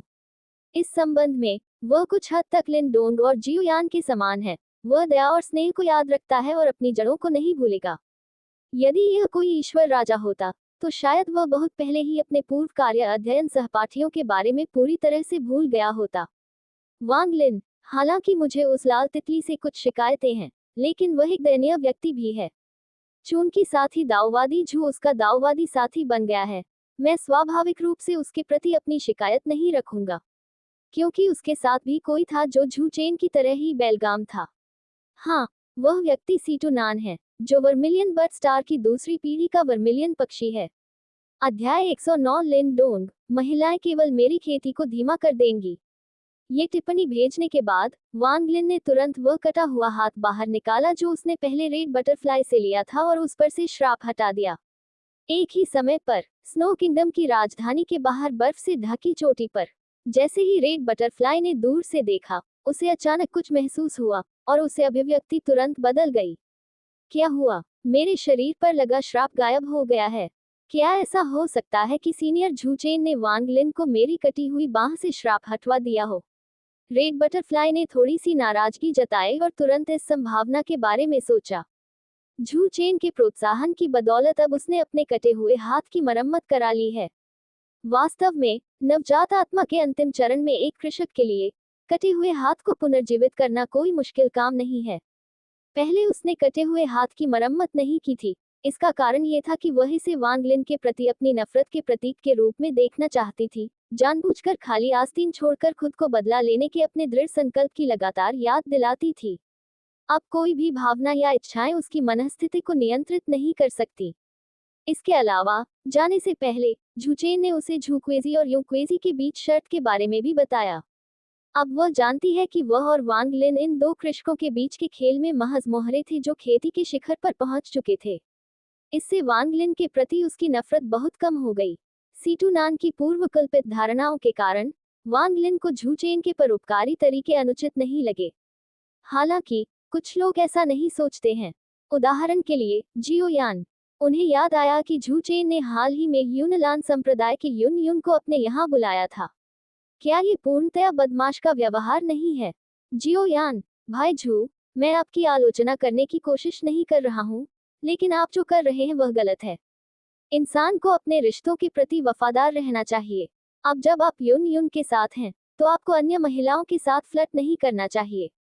अगर युन युन को पता चल गया तो क्या होगा? झू चेन, युन यू और मैं सिर्फ परिचित थे। जियो यान, आपने क्या कहा? क्या आप पहले से ही नहीं जानते थे उसे? इसे अब भी परिचित कैसे माना जा सकता है? झू चेन, लानत है, वह एक दुर्घटना थी। अपराधी आप ही हैं। तुम वही हो जिसने मेरे छेद में कामोत्तेजक दवा डाल दी। जियो यान, फिर भी क्या आपको अभी भी यूं की जिम्मेदारी नहीं लेनी चाहिए? जियोयान, क्या आप दोनों एक साथ रह रहे हैं? क्या ये पूरी तरह से मूर्ख का व्यवहार नहीं है? झू चेन, क्या आप समय यात्रा से पागल हो गए हैं? क्या आपको अभी भी लगता है कि आप अपनी पुरानी दुनिया में हैं? क्या कल्पना और साधना जगत में साधना साझेदारों की संख्या पर कोई सीमा है? झू चेन अवाक था। लिन डोंग, दरअसल मुझे लगता है कि भाई झू सही हैं। यहाँ, जब तक किसी की ताकत काफी मजबूत है, तब तक न केवल दो दाऊवादी साझेदार होना संभव है, बल्कि 3 या 4 भी। हालांकि मैं व्यक्तिगत रूप से ऐसा कुछ नहीं करूंगा, क्योंकि महिलाएं केवल मेरी साधना गति को प्रभावित करेगी। झू चेन और जियोयान को दाऊवादी भागीदारों की संख्या के बारे में बहस करते हुए देखकर लिन डोंग ने तुरंत अपनी राय व्यक्त की। वह बहुविवाह के खिलाफ नहीं थे, लेकिन खुद भी ऐसा कभी नहीं करेंगे। हालांकि वह पहले से ही जानता था कि भविष्य में लिन क्विंगजू और यंग हुआनहुआन के साथ उसका भावनात्मक उलझाव होगा। लेकिन चूंकि उसे इस बारे में पहले से ही पता था, इसलिए इससे बचना संभव है। कम से कम वह अब तो यही सोचता है।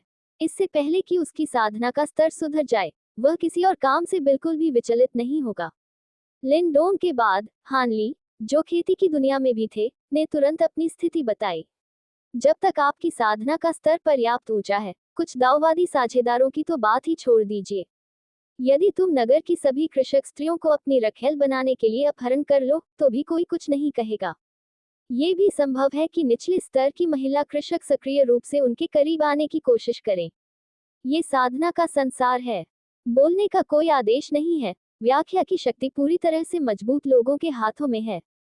हालांकि जियोयान कल्पना और साधना की दुनिया के नियमों को जानता था, वह समूह में एक समर्पित व्यक्तित्व का निर्माण करने के लिए दृढ़ था और उसने तुरंत समझौता करने का विकल्प नहीं चुना। उन्होंने समूह सूची पर नजर डाली और अंततः नवागंतुक लुओफेंग पर अपनी आशाएं रखी। जियोयान, भाई लुओफेंग, क्या आपको लगता है कि उन्होंने जो कहा वह सही है? लुओफेंग, यदि आप मुझसे पूछें, यदि समूह का नेता काफी मजबूत है और उसका वंश फैल सकता है और फल फूल सकता है, तो ये किसी भी दुनिया के लिए एक अच्छी बात होगी। हालांकि इसका आधार यह है कि उसे अपने बच्चों को उचित रूप से शिक्षित करना चाहिए और उन्हें भटकने नहीं देना चाहिए। लुओफेंग वर्तमान में विशिष्ट प्रशिक्षण शिविर में प्रशिक्षण ले रहे थे। उन्होंने बिना ज्यादा सोचे समझे जियोयान के सवाल का जवाब दिया, क्योंकि किसी ने उसे पहले बताया था कि मानव जीन को आगे बढ़ाया जा सकता है। युद्ध के देवता के वंशजों के युद्ध के देवता बनने की उच्च संभावना है क्वा। यहाँ तक कि वे अमीर बच्चे भी, जो खेती में अधिक प्रयास नहीं करते, वैसे ही हैं। रक्त वंशानुक्रम के बिना सामान्य लोगों की तुलना में उन्हें अधिक लाभ होता है। आखिरकार, जब तक ताकतवरों की वंशावली आगे बढ़ती रहेगी, भविष्य में मानव जाति के बीच ताकतवरों के और भी वंशज होंगे। उस समय मानवता राक्षसों को पूरी तरह से हरा देगी और इस आपदा को समाप्त कर देगी। जियोयान, बकवास। हम कल्टीवेशन पार्टनर्स के बारे में बात कर रहे थे, आखिर आप रक्त वंशानुक्रम के बारे में बात कैसे करने लगे? विषय अचानक उच्च स्तरीय हो गया। क्या आप जानबूझकर ऐसा कर रहे हैं? जियोयान आश्चर्यचकित था कि लुओफेंग ऐसा उत्तर देगा। अब झू चेन के बदमाश व्यवहार को रक्त वंशानुक्रम के स्तर तक बढ़ा दिया गया है। क्या यह उसे और अधिक दाऊवादी साझेदार ढूंढने और अधिक बच्चे पैदा करने के लिए प्रोत्साहित नहीं कर रहा है? इस समय लिन डोंग ने अचानक एक और टिप्पणी भेजी। झू चेन, हाँ, वह स्वेलोइंग द स्टॉर्स का नायक है। उसकी भावी शक्ति भयावह है। वह आसानी से तारे तोड़ सकता है, ब्रह्मांड का भ्रमण कर सकता है और अपना स्वयं का आदिम दाव बना सकता है। अध्याय 110 झू चेन, स्वर्ग के माध्यम से आपकी लड़ाई उपन्यास में केवल अच्छी है, अन्य रूपांतरण है। ठीक है, मान लीजिए कि वे महान नहीं हैं। क्या अपना खुद का मूल बनाएं? झू चेन के जवाब ने वांग लिन को, जो एकांत में अमर जैड को अवशोषित कर रहा था, तुरंत अपनी आंखें चौड़ी कर दी। आपको पता होना चाहिए कि अमर विद्रोह की उनकी दुनिया में सामान्य कृषकों के पास उत्पत्ति जैसी चीजों तक पहुंच नहीं है, क्योंकि एक कृषक द्वारा मूल को समझने के बाद यह आमतौर पर तीसरे क्षेत्र में एक सफलता के अनुरूप होता है। यदि कोई कृषक जो साधना के दूसरे चरण में पहुंच गया है, वह अपनी स्वयं की स्रोत शक्ति, यहाँ तक कि सबसे सामान्य 5 तत्वों की स्रोत शक्ति को भी संघनित कर सकता है, तो वह तुरंत साधना के तीसरे चरण के शून्य निर्वाण क्षेत्र में कदम रख सकता है और एक सच्ची महान शक्ति बन सकता है। यदि कोई साधक अनेक मूलों को समझ सकता है और तीसरे चरण को सिद्ध कर सकता है, तो वह साधना के चौथे चरण स्वर्ग में कदम रखने के दायरे को छू सकता है और दुनिया में अजेय बन सकता है। वांग लिन उत्पत्ति के महत्व को गहराई से समझते हैं। यदि लुओ फैंग वास्तव में, जैसा कि झू चेन ने कहा, भविष्य में अपनी उत्पत्ति बनाने में सक्षम है, तो उसकी भविष्य की उपलब्धियां असीमित होंगी और यहाँ तक कि उससे भी आगे निकल सकती हैं। ऐसा लगता है कि इस बार समूह में शामिल होने वाले नए सदस्य बहुत उच्च गुणवत्ता वाले हैं। हान ली इस समय वांग लिन की तरह ही हैरान थे। उनके लिए मूल का महत्व भी उतना ही अपूरणीय है। ये कानूनों की मौलिक शक्ति है जो अमर क्षेत्र के निर्माण के समय पैदा हुई थी, जो 3000 महान कानूनों से भी आगे थी। यदि कोई कृषक मौलिक कानूनों को समझ सकता है, तो वह दाव पूर्वज क्षेत्र में प्रवेश कर सकता है। अप्रत्याशित रूप से लुओ फैंग अपनी खुद की उत्पत्ति बनाने में भी सक्षम था। बहुत शानदार, जियो यान, वाह, भाई लुओ फैंग अद्भुत हैं। वह अपनी खुद की ओरिजिन क्यूई भी बना सकता है। अगली बार जब मैं ओरिजिन एम्परर क्यूई पर हाथ नहीं डाल पाऊंगा, तो क्या आप मेरे लिए एक बना सकते हैं ताकि मैं समूह का सदस्य होने के कुछ लाभों का आनंद ले सकूं? लिन डोंग, यदि भाई लुओ फैंग अपना मूल भी बना सकते हैं, तो क्या वह अनंत संख्या में आयामी भ्रूण बनाने में सक्षम नहीं होंगे? हालांकि उत्पत्ति के बारे में जियो यान और लिन डोंग की समझ वांग लिन और अन्य कृषकों से भिन्न थी, लेकिन वे उत्पत्ति के महत्व को भी जानते थे। उसने अभी अभी विशिष्ट प्रशिक्षण शिविर में प्रवेश किया है और उसकी समग्र शक्ति अभी भी युद्ध के देवता के स्तर पर है। उसने कभी इसके बारे में सुना भी नहीं कि मूल क्या है, इसे छूना तो दूर की बात है। झू चेन, हर दुनिया में उत्पत्ति अलग है। बस याद रखें कि मजबूत बनने के लिए यह एक आवश्यक शर्त है। जहां तक उपन्यास में नायक की बात है, तो आप शायद इस पर विश्वास न करें, लेकिन आपका अस्तित्व, जिसमें आप रहते हैं, दुनिया भी शामिल है, वास्तव में एक उपन्यास का हिस्सा है। क्या आप समझते हैं मेरा मतलब क्या है? उन्होंने उपन्यास स्वेल स्टार नहीं पढ़ा था, इसलिए उन्होंने लुओ फैंग को गुमराह करने के डर से कोई निश्चित बयान देने की हिम्मत नहीं की। हालांकि लुओ फैंग जिस दुनिया में रहता है वह उन्नत तकनीकी सभ्यता की दुनिया है। लुओ फैंग, आपका मतलब है, मैं आपके द्वारा पढ़े गए किसी उपन्यास का नायक हूँ और समूह में बाकी सभी लोग भी हैं, है ना? झू चेन, हाँ, मोटे तौर पर यही विचार है। लुओ फेंग, तो क्या आप भी किसी उपन्यास के नायक हैं? यदि वे सभी समूह व्यवस्थापक उपन्यासों में नायक हैं, तो क्या मैं भी उनमें से एक हो सकता हूँ? लिन डोंग, भाई लुओ फैंग, आप वहां क्यों नहीं पहुंचे? सब पूछताछ के बाद बिंदु। भाई छू हमें उपन्यास का पाठ भेज सकते हैं। आप उनसे वह उपन्यास स्वेलोइंग द स्टोर्स भेजने के लिए क्यों नहीं कहते? आप उस उपन्यास से बहुत सारी जानकारी प्राप्त कर सकते हैं, यहाँ तक कि अपना भविष्य भी जान सकते हैं और भविष्य के कुछ ऐसे हिस्से भी जान सकते हैं जो आपके लिए प्रतिकूल हैं। आप पहले से तैयारी करके उन्हें बदल सकते हैं। हम सभी ने इसे पहले आजमाया है और यह काम करता है। जैसे ही झू चेन सोच रहा था कि लुओ फैंग के प्रश्न का उत्तर कैसे दिया जाए, लिन डोंग की टिप्पणी एक अनुचित क्षण में चैट समूह में दिखाई दी। लुओ फैंग, उपन्यास पाठ भेजें। क्या ये ठीक है? लिन डोंग, बेशक आप कर सकते हैं। हम पहले ही अपने उपन्यास पढ़ चुके हैं। यदि आपको मुझ पर विश्वास नहीं है तो आप दूसरों से पूछ सकते हैं। जियो यान, हाँ, मैं इसकी पुष्टि कर सकता हूँ। हान ली, मैं भी इसकी गवाही दे सकता हूँ। जियो यान और अन्य लोगों के उत्तर देखकर लुओ फैंग 2 सेकंड के लिए स्तब्ध रह गया। उन्होंने कभी उम्मीद नहीं की थी कि समूह के नेता झू चेन में ऐसी क्षमताएं होंगी। हालांकि जैसे ही वह झू चेन से स्वेलोइंग द स्टोर्स की प्रति मांगने वाला था, झू चेन की टिप्पणियां सबसे पहले समूह चैट में दिखाई दी। झू चेन, क्षमा करें, मैंने उपन्यास स्वेल स्टार नहीं पढ़ा है। ये सुनकर जियो यान और अन्य लोग दंग रह गए। जियो यान, एक मिनट रुकिए। भाई झू, अगर आपने वह उपन्यास नहीं पढ़ा है, तो आप कैसे जानते हैं कि भाई लुओ फैंग उस उपन्यास के नायक हैं? लिन डोंग, बिल्कुल, और आपने अभी उस उपन्यास का नाम बताया, आप उसे कैसे नहीं पढ़ सकते थे? भाई झू, आप भाई लुओ फैंग के साथ मजाक कर रहे होंगे, है ना? झू चेन, मैंने वह उपन्यास नहीं पढ़ा है, लेकिन मैंने एनीमे रूपांतरण देखा है। झू चेन, इसमें ईर्ष्या करने वाली क्या बात है? आपके उपन्यास बैटल थ्रू द हेवेंस को भी रूपांतरित किया गया है और इसका एक लाइव एक्शन फिल्म संस्करण भी है, हालांकि समीक्षाएं अच्छी हैं। ठीक है, मान लीजिए कि वे महान नहीं हैं। यदि आप इसे देखना चाहते हैं, तो मैं इसे आपको भेज सकता हूँ। जियो यान, सचमुच? तो फिर इसे जल्दी से मुझे भेजो ताकि मैं देख सकूं। आइए एक उधार लें और बात करें। लिन डोंग, भाई झू, क्या आपके पास मेरा मार्शल यूनिवर्स है? झू चेन, हाँ, हमारे पास दोनों हैं। झू चेन, कोई बात नहीं, जब तक आपको यह आपत्तिजनक न लगे। जियोयान और अन्य लोगों के साथ एनीमे अनुकूलन पर चर्चा करने के बाद झू चेन ने तुरंत अपना ध्यान लुओ फैंग की ओर आकर्षित किया। झू चेन, लुओ फैंग, क्या आप स्वैलोइड स्टार का एनीमे रूपांतरण चाहते हैं? एनीमे की सामग्री उपन्यास से थोड़ी भिन्न है, लेकिन ये काफी हद तक समान है। यह आपके भविष्य के विकास के लिए सहायक हो सकता है। वैसे, अब आप कहाँ हैं? आप किस स्तर की ताकत तक पहुंच गए हैं? क्या आप हमें कोई संकेत दे सकते हैं? झू चेन, अभी भी केवल युद्ध देवता स्तर पर। तो बेहतर होगा कि आप और अधिक मेहनत करें। जब आपके पास समय हो, तो समूह से कुछ खेती तकनीकें डाउनलोड करें जिनमें आपकी रुचि हो। वे आपकी युद्ध शक्ति को बेहतर बनाने में मदद कर सकते हैं। लेकिन आपको ये भी याद रखना होगा कि चूंकि आपने समूह में सभी द्वारा प्रदान किए गए लाभों का आनंद लिया है, इसलिए आपको भविष्य में कठिनाइयों का सामना करने पर दूसरों की भी मदद करनी चाहिए। आप चुपचाप खड़े नहीं रह सकते। बेशक, इसका उल्टा भी सच है। यदि आपका सामना किसी ऐसी चीज से होता है जिसे आप अपनी दुनिया में हल नहीं कर सकते हैं, तो आप समूह में मदद भी मांग सकते हैं। हम इसे देखेंगे और तुरंत मदद के लिए आगे आएंगे।